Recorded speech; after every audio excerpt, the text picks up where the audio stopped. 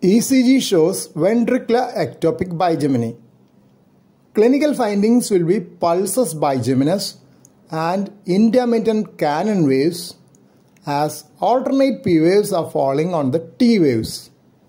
When P waves fall on the latter part of QRS, ST segment or T waves, cannon waves can be expected as QT interval roughly represents the electrical systole of the ventricle. Diastole ends and systole starts at the peak of R wave. In the tracing, P waves are seen as distortions in the contour of the T wave of the ectopic beat.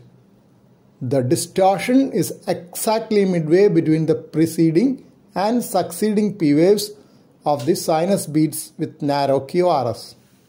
Ventricular ectopic beats are characterized by wide bizarre QRS complexes which are premature and not preceded by a P wave.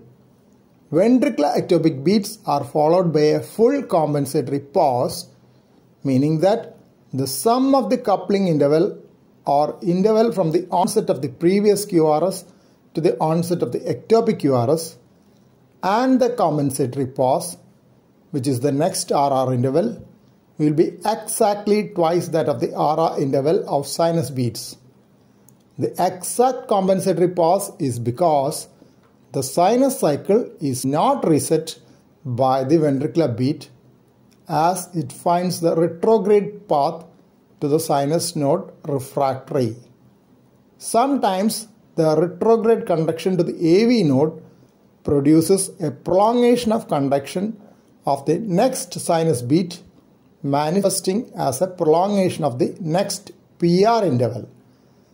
That will be a manifestation of concealed retrograde conduction.